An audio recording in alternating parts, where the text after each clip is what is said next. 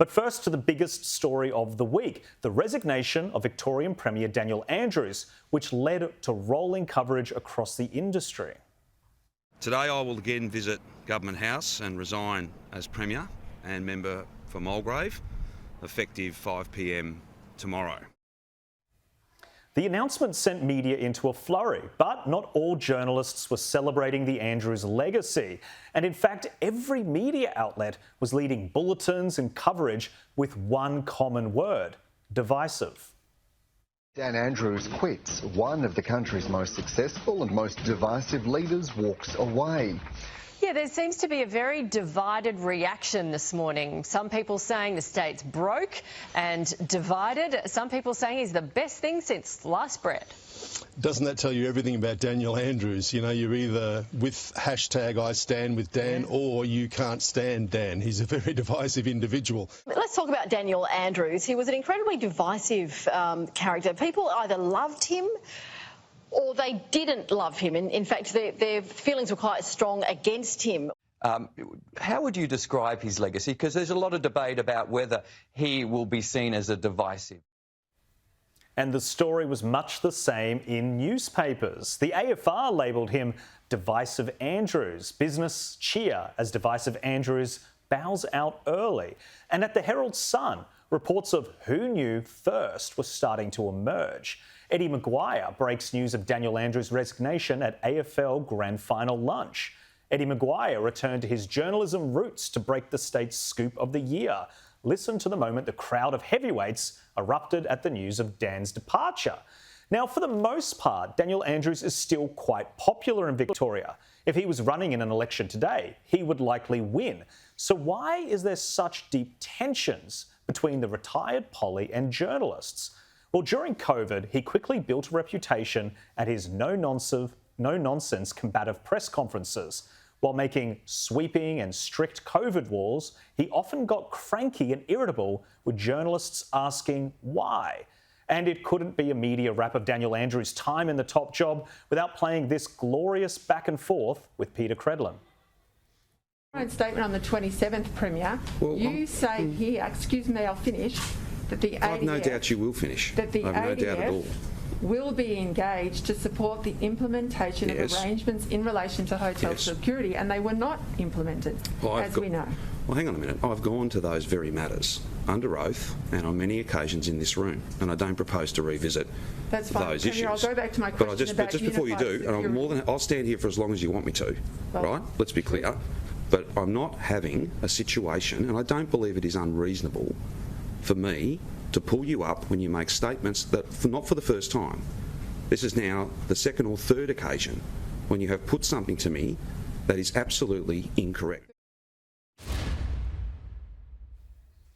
Well, joining me on the show this week is the Australian's media writer Sophie Elsworth and Nova Radio's Michelle Stevenson. Michelle, let's start with you. Thanks for joining me on the desk. Daniel Andrews, every single media outlet describing him as divisive. I don't know if it's maybe a little bit lazy just to kind of use the exact same word, but it shows who he was. He was quite divisive, and I think, I know when the news rang out in my newsroom, we were like super excited that there was actually a news story that day, because it was basically, it's been a very slow news week in Australia. So we were very excited that Dan Andrews had something to announce. But look, he is divisive. He is popular, of course, but I think where he became divisive was his real lack of taking accountability, because there were moments where he got stuff wrong, and I think his lack of accountability and his level of condescension, every time a journalist asked a question, he was quite condescending, and I think that kind of riled a lot of people up, particularly in the media. But look, Teflon Dan, he's leaving with $300,000 a year for the rest of his life because he gets the old superannuation package. He managed to get, you know, that statue erected. So he pulled in and waited just the right amount of time to walk away with a bag full of goodies. Yes, he's definitely getting a very lucrative bag of goodies. Sophie, Dan obviously had tensions with the media. You're in Victoria. You were based there during the pandemic. What do you think was at the heart of some of that conflict? Well, Dan Andrews really, I believe, Jack, had a large contingency of the media wrapped around his little finger. And during COVID, there were a few journalists down here in the press gallery and so forth that actually took him to task and questioned his decisions, not forgetting all the disastrous decisions that were made down here, such as the hotel quarantine failures, the numerous lockdowns. We were locked down 6 times, not forgetting that. So I think he always was able to control the narrative. He was very good at shutting down journalists, gaslighting them, making them look stupid. He was a master at that. He could, and as you say, Teflon Dan, nothing stuck to him. He was incredibly popular with the Victorian public, and I know that will be hard to fathom for some people around the rest of the country, Jack, but he romped it in the last election. And I think there will be a lot of media disappointed that he is moving on now, because he is good fodder for the media. He attracts a lot of attention. He is incredibly divisive, and I don't think that Jacinta Allan is going to have any of that attention that he had.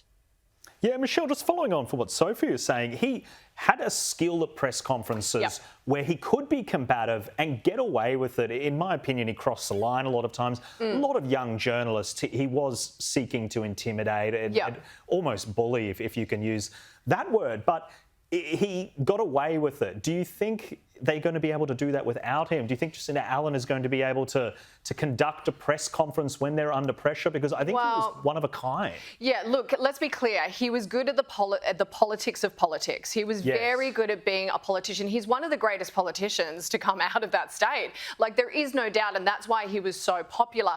But look, there are very many questions that he needs to answer. We've got, like, the COVID inquiry coming up. Like, a lot of questions need to be answered there. You know, we've also got, you know, the Commonwealth Games.